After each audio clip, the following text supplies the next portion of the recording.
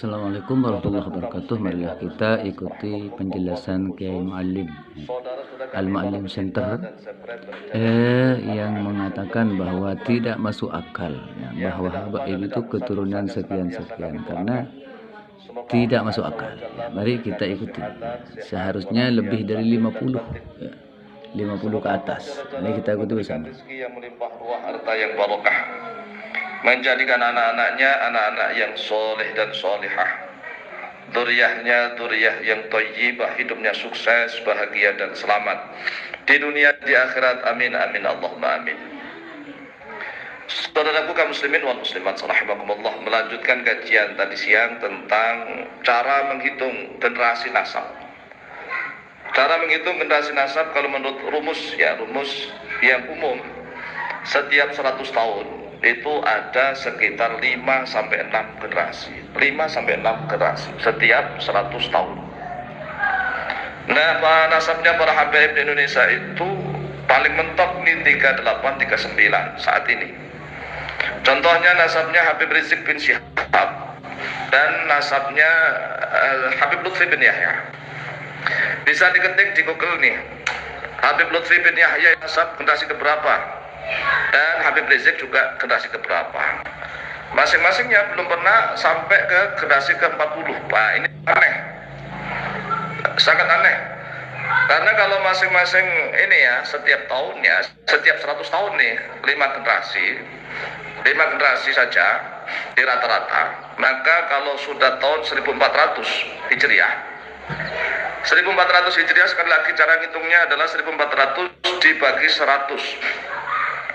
1400 dibagi 100 berarti ketemunya 14. Nah, 14 itu dikalikan 5. 14 dikalikan 5 itu ada 70 generasi. Seharusnya 70 generasi. Tetapi aneh,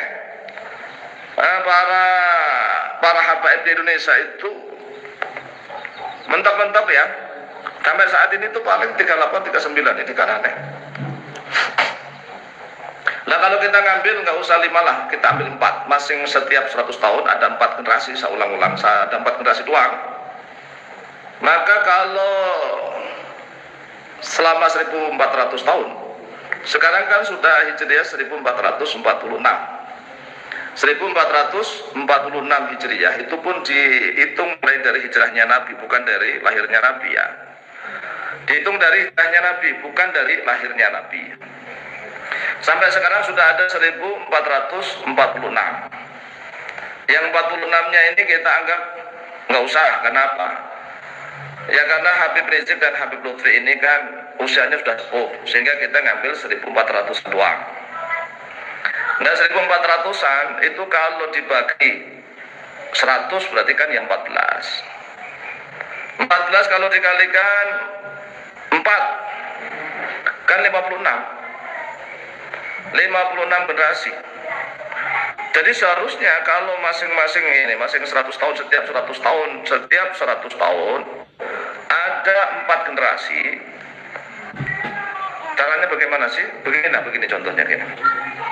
Kan rata-rata itu manusia menikah, laki-laki nih ya, usianya 24 tahun rata-rata. Nah, nanti dia usia 51, 52 dia sudah punya cucu biasanya. Karena anaknya yang laki-laki usia 25 tahun itu kemudian menikah, punya anak, taruhlah usia 26 punya anak. Berarti rata-rata manusia usia 51, 52 tahun itu sudah punya cucu. Berarti ada 3 generasi, dia sendiri, anaknya, dan cucunya. Jadi dia sendiri, anaknya, dan cucunya. Nah, ini kalau pas 100 tahun, ya paling enggak 5 generasi lah ya. Kalau seandainya enggak 6, ya 5 generasi. Lalu 100 tahun. Nah, dalam 100 tahun kalau ada seandainya 5 generasi, sekarang sudah 1400 Hijriah. 1400 Hijriah itu dibagi 100, karena tadi rumusnya setiap 100 tahun. Nah, 1400 itu dibagi 100 berarti 14. Karena setiap 100 tahun itu ada 5 generasi, berarti 14 kali 5. Ayo kita hitung pakai kalkulator. 14 kali 5 70 generasi. 70 generasi nih. Nah, kalau seandainya kita ngambil 4 saja, 4 sekali lagi, saya ulang-ulang. 14 kali 4. Ayo, 14 kali 4. Ya 56. 56 generasi, coba kita renungkan lagi. Para habaib di Indonesia itu mentok-mentok generasi yang ke-38, 39. 38, 39 itu mentok-mentok, enggak, belum ada kayaknya. Mungkin sekarang sudah ada lah generasi ke-40, tapi ini enggak masuk akal gitu ya. Enggak masuk akal, berarti kurang lebih ya 15 generasi hilang. Ada 15 generasi hilang. Apa ini? Matematika berapakah sin dari itu? Oh ini. Ada sin kos barang nih. Nanti kalau ada sin kos tangan nanti di matematika. serius membahas tentang generasi. Seharusnya kalau seandainya sekarang ini ada orang yang ngaku sebagai durian Nabi Muhammad SAW, maka cara kita menghitungnya itu tadi, Anda generasi keberapa gitu ya. Anda generasi keberapa? Kalau dia mengatakan saya generasi ke-52 atau 53, itu agak mirip-mirip. Agak mirip-mirip kalau dia ngakunya generasi 52, 53, atau bahkan dia mengaku generasi ke-56. Ini malah hampir mendekati kebenaran. Itu pun baru ngitung generasi loh ya, belum ngitung nanti kita ngecek nama-nama nih, nama-nama. Oh, sampai kepada Rasulullah SAW. Jadi kalau misalnya ada orang yang ngaku sebagai durian Nabi zaman ini, tapi ternyata dia itu generasi ke-38, 39, ini sulit dipercaya, enggak? Sulit. Berarti selama ada kurang lebih 15 generasi hilang. 15 generasi itu kurang lebih ya, kalau seandainya 5 generasi itu setiap 100 tahun, berarti ada 300 tahun hilang. 300 tahun hilang. Kan aneh. Gitu. Ya kita buktikan sajalah durian Nabi yang ke-6 melalui jalur Sayyidina Husain, yaitu yang menjadi imam besar beneran kali ini, bukan imam besar cuma promosi imam fakih muqaddam, enggak, itu ini imam besar betulan, yaitu Imam Ja'far As-Shadiq. Imam Ja'far As-Shadiq itu generasi ke-6. Beliau lahir tahun 80 Hijriah. Generasi ke-6 lahir pada 80 tahun Hijriah, 80 Hijriah. Lah Imam Ja'far As-Shadiq itu bin Muhammad Al-Baqir. Muhammad Al-Baqir bin Ali Zainal Abidin. Ali Zainal Abidin bin Sayyidina Husain. Sayyidina Husain bin Sayyidatina Fatimah. Bin Sayyidah Fatimah. 5 nih.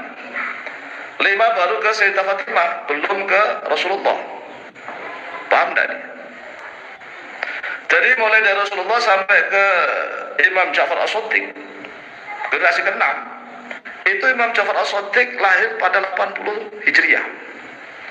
Mengapa? Karena Imam Ali Zainal Abidin itu baru usia 20 tahun yang beliaunya ikut di Karbala itu ya, Imam Ali Zainal Abidin di Karbala, dan beliau selamat. Itu beliau sudah memiliki seorang putra. Ya, putranya namanya Muhammad. Jadi Muhammad Al-Baqir itu sudah lahir. Nah, Muhammad Al-Baqir itu tatkala Sayyidina Ali Zainal Abidin baru berusia 20 tahun. Ya, kita lihat, kalau kita lihat begini kan tidak bisa menunjukkan datanya, tapi saya akan mengucapkan ini ya, diucapkan. Sayyidina Ali Zainal Abidin itu lahir pada tahun 38 Hijriah. Ini para ulama ya hampir mendekati itulah. Kalau ulama Sunnah Jamaah loh ya, beda dengan ulama Syiah. Jadi Ali Zainal Abidin ini adalah cucunya Sayyidina Fatimah, cucu Sayyidah Fatimah. Sayyidah Fatimah punya putra namanya Husain. Kita langsung ke Husain aja, nggak usah pakai Hasan ya, Husain. Kemudian Sayyidina Husain memiliki putra namanya Ali Zainal Abidin. Ali Zainal Abidin ini lahir pada 38 Hijriah. Kemudian beliaunya belum usia 20 tahun sudah memiliki putra namanya Muhammad Al-Baqir. Karena Muhammad Al-Baqir itu lahir pada tahun 57 Hijriah. Coba hitung, 57 dikurangi 38, itu kurang lebih 19 tahun. Belum genap 20 tahun. Jadi Imam Ali Zainal Abidin itu belum genap 20 tahun sudah memiliki putra yaitu Muhammad Al-Baqir. Nah, Muhammad Al-Baqir itu memiliki putra belum genap usia 25 tahun, dia memiliki putra namanya Ja'far As-Shadiq. Karena Ja'far As-Shadiq itu lahir pada 80 Hijriah. 80 Hijriah, coba 80 Hijriah, 80 dikurangi 57. Ya. Jadi inilah yang perlu diketahui lah, Ja'far As-Shadiq baru memiliki putra Ali Al-Uraidi, Musa Al-Kadhim dan seterusnya. Ini dari jalurnya Sayyidina Al-Husain. Nah, nanti kita bisa meneliti jalurnya Sayyidina Al-Hasan nanti. Oleh sebab itulah, kalau mohon maaf nih, kalau saya ikut terjun tentang bahas nasab, kita teliti semua. Bukan hanya mohon maaf Ubaidillah doang, enggak. Kalau seandainya saya terjun masalah nasab, ya teliti semua. Ya kita pakai rumus lah. Dan nama-nama itu harus terkonfirmasi semua. Terutama mohon maaf nih ya, mulai nama para habaib sekarang ini sampai 10 generasi setelahnya. Dia bin siapa sampai 10 itu kita teliti. Kemudian 10 sampai 20 kita teliti.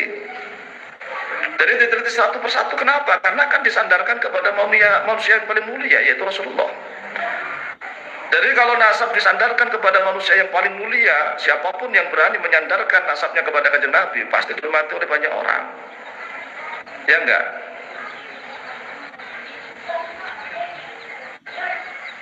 Wah, tadi ikut ijazah zikir ini yang ikut ijazah zikir nanti Bu ya, nanti tadi udah nggak adil. Nanti lagi ijazah zikir. Kita akan sedikit ngaji supaya ada gambaran tentang nasab ini sebenarnya kayak apa sih gitu ya. Jadi jangan hanya rame kikir sana kikir sini. Sekali lagi, kalau setiap 100 tahun ada 5 generasi, setiap 100 tahun ada 5 generasi saja, maka orang yang lahir pada tahun 1400 Hijriah ini ya seharusnya itu generasi yang ke-56 minimal. Karena kalau 14 dibagi 100 1400 dibagi 100 14 kali 5 itu 70. Seharusnya dia generasi ke-70 gitu nah. Atau generasi di antara 56 60. Dan di Indonesia ini aneh. Masa zaman Kanjeng Nabi sampai sekarang baru generasi ke-38 39. Anehnya luar biasa, Bu. Anehnya luar biasa. Jadi kalau Syekh Abdul Qadir Jalani sajalah yang lahir pada tahun 400 sampai 500, Imam Ghazali bukan durian Nabi, Imam Syafi'i, nanti kepada Syafi'i, semuanya kita hitung rata-rata. Jadi kita nggak usah selalu Ubaidillah enggak. Atau meneliti tentang makamnya Ahmad Al-Muhajir di mana sih sebenarnya enggak. Kita hitung yang gampang-gampang aja dulu. Kita hitung gampang-gampang dulu sehingga umat Islam di Indonesia itu punya gambaran. Jadi setiap umat Islam di Indonesia punya gambaran. Sekali lagi ya, rumus setiap 100 tahun ada 5 generasi. Sedangkan Kanjeng Nabi sendiri sampai kepada Ja'far As-Shadiq itu generasi ke-6. Itu baru 80 tahun. Itu dihitung dari Hijriah loh ya, dihitung dari Hijriah, bukan dihitung dari lahirnya Nabi. Jadi Rasulullah memiliki putri Sayyidah Fatimah, kemudian memiliki putra Al-Husain, memiliki putra Ali Zainal Abidin, memiliki putra Muhammad Al-Baqir. Nah, memiliki putra lagi namanya Ja'far As-Shadiq. Dan Imam Ja'far As-Shadiq itu generasi ke-6, lahir pada 80 Hijriah. Jadi mulai dari 80 Hijriah aja sudah ada 6 generasi. 6 generasi nih, belum 100 tahun tuh. Belum 100 tahun sudah ada 6 generasi. Makanya saya tawarkan gampang-gampangan, ya udahlah kita bikin rumus gampang. Setiap 100 tahun 5 generasi saja, nggak harus 6. 5 generasi. Kalau setiap 100 tahun ada 5 generasi, sekarang sudah tahun 1400, bahkan ditambah 46. Ya kita ambil aja 1400 doang. 1400 Hijriah kita bagi 100. Ada 14. Nah 14 ini kita kalikan 5. Mengapa dikalikan 5? Karena kan setiap 100 tahun ada 5 generasi. Coba dihitung. 14 kali 5 berapa? Ayo dihitung 14 kali 5. Yang ikut nyimak masuk enggak tuh kalkulator lek. Gugun madu. Dihitung 14 kali 5 Pak. Monggo dihitung supaya ngerti, jangan cuma dengarkan doang. Kali dihitung 14 kali 5. Oh iya ngaku-ngaku. Lah 70 ya, Cakra Wartaka. Jadi 70. Nah, sekarang sudah ada lagi jawab 70. Oke. Yakin ya? Cara ngitungnya kan sekarang tahun 1400 Hijriah, bahkan sudah ada lebihnya 46. Sudah ada lebihnya 46. Nah, lebih 46 ini enggak kita anggap oke lah, gratis bonus. Cuma 1400 kita hitung. 1400 kita bagi 100. Yaitu ada 14. Nah 14 karena masing-masing setiap 100 generasi itu kita anggap 5 generasi. Masing-masing 100 tahun ada 5 generasi. Maka 5 kalikan 14 itu hasilnya 70. Sekarang Anda semua nih mulai pinter nih. Ketik di Google. 2 nasab aja, 2 nasab. Yaitu nasabnya Habib Lutfi bin Yahya. Ketik lagi nasab keberapa. Dan nasabnya Habib Rizik bin Syihab. Nasab berapa? Ya, nah CNA nggak usah. Ini dulu. Ini kan mungkin antum ya dari sekian banyak video membahas nasab belum memunculkan ini nih. Makanya saya dari segi yang lain dulu. Dan saya dari segi yang lain. Kita hitung aja lah generasi. Generasi kan gampang itu.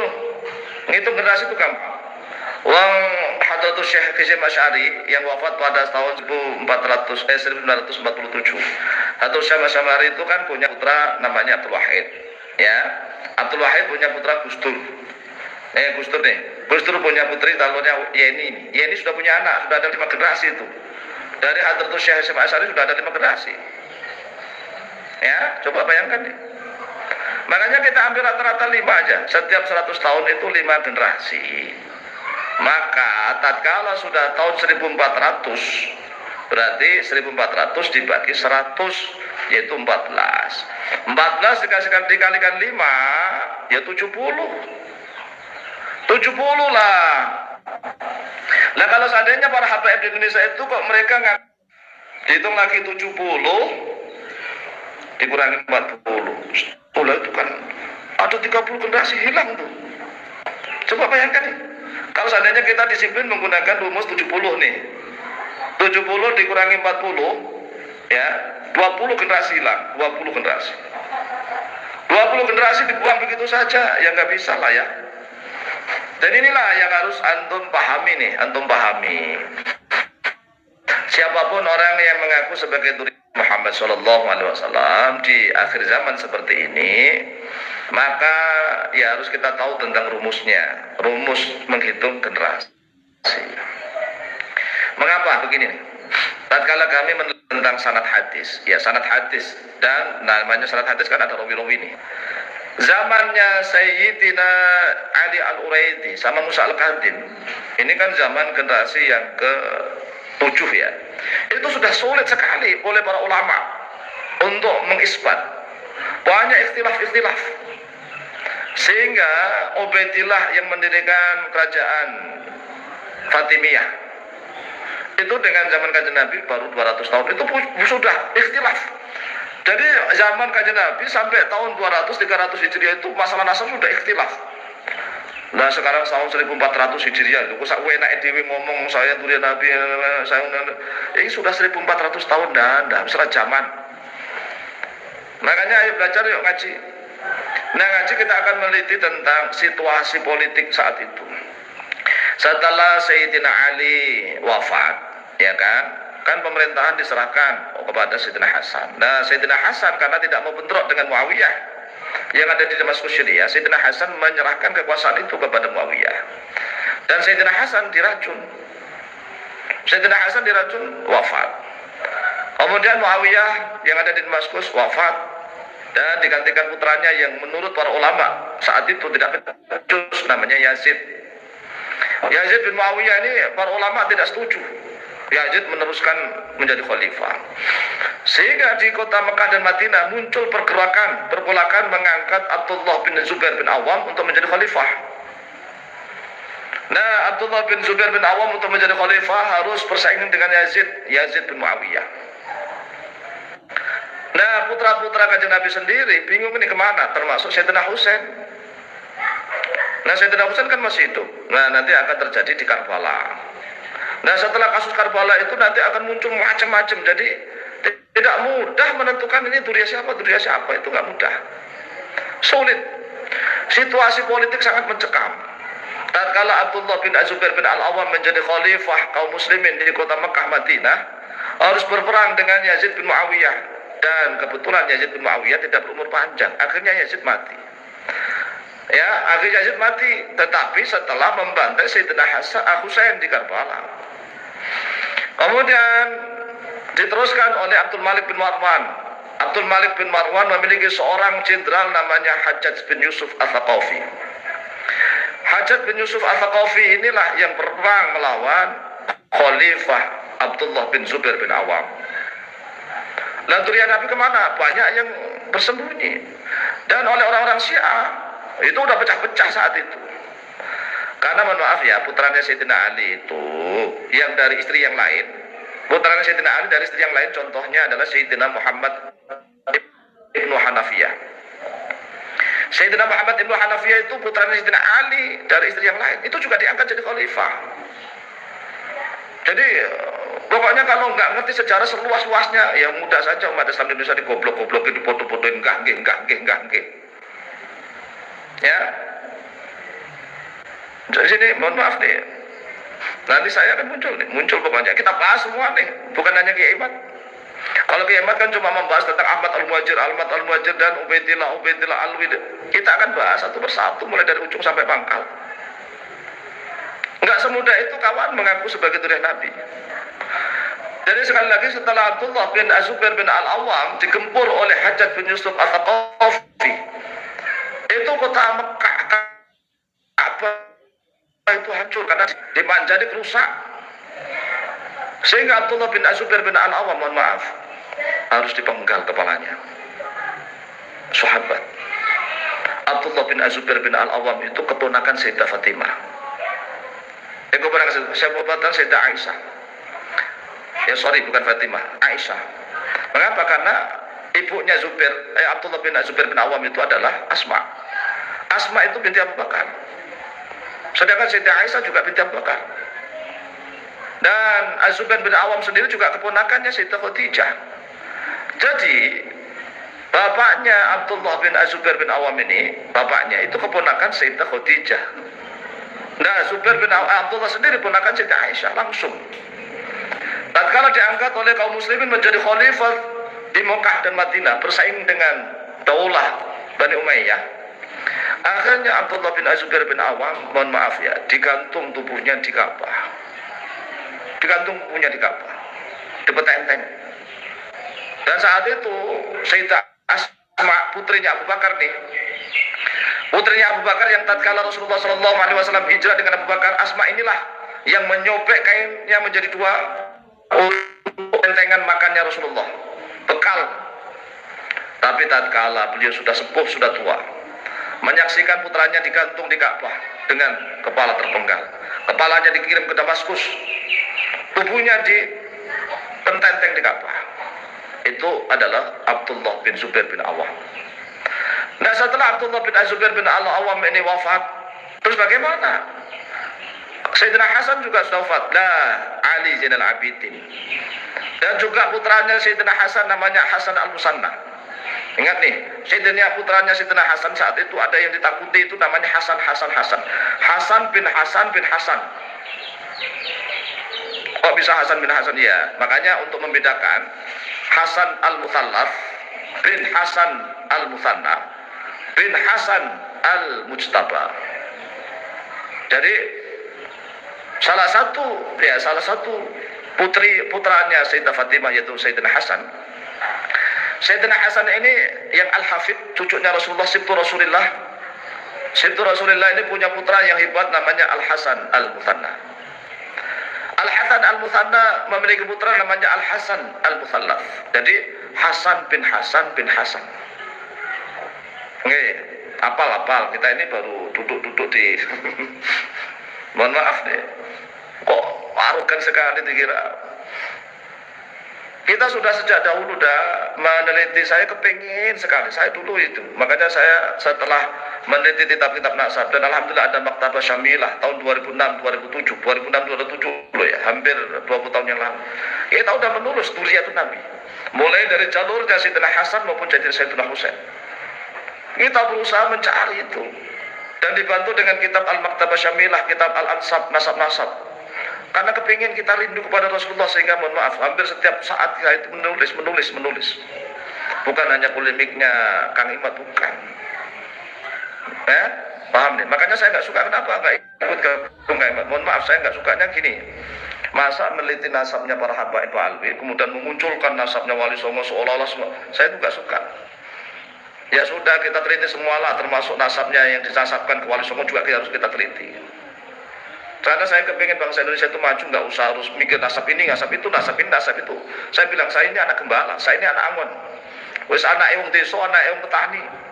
Saya hanya kepingin bangsa Indonesia ini maju, berbareng-bareng. Nggak usah mengunggulkan nasab ini, nggak nasab itu. Itu keinginan saya. Sehingga jelas sekali ya, bahwa rumus bagaimana masing-masing generasi itu ya minimal itu 5 atau 4 lah. Nah kalau kita ngambil 4 setiap 100 tahun itu hanya 4 generasi doang, maka 4 kali 14 itu 56 dah. 56 generasi minimal. Lah para habaib Indonesia itu kok buru-buru 50, mentok 40 aja belum. Lah terus berarti sekitar ada 15 generasi yang hilang. Iya, 15 generasi hilang. Apakah saya nanti? Tapi saya itu sebenarnya maksudnya gini, untuk apa sih kita meneliti nasabnya orang gitu? Itu saya mohon maaf. Adapun saya meneliti nasab Rasulullah SAW mulai dari jalur Sayyidina Hasan dan Husain itu, karena saya rindu kepada kanjeng Nabi. Saya kepingin tahu nasabnya Sayyidina Hasan ke bawah, ini putranya 5 mana saja, ini putranya 6 mana saja, itu saya rindu gitu doang. Bukannya kepingin ini, bukan. Dari sejak usia 25 tahun saya, 26 itu sudah teliti. Apalagi dibantu dengan Al-Maktabah Syamilah. Al-Maktabah Syamilah itu luar biasa. Dulu kita hanya manual, kitab-kitab manual. Tapi setelah ada Maktabah Syamilah, kita bisa share, nyari nih, satu persatu. Kemudian ada lagi sekarang kitab yang modern kan pakai PDF. Minta aja dari sana sini. Jadi ternyata memang luar biasa ya. Artinya, kalau ada orang yang hidup zaman sekarang, ngaku sebagai Dzurriyyah Nabi, tapi kok dia baru generasi ke 38, 39, wis pokoknya sulit diterima. Sulit diterima. Masa orang 100 tahun punya anak, selama 100 tahun punya 2 generasi. Ini piye tuh akalannya?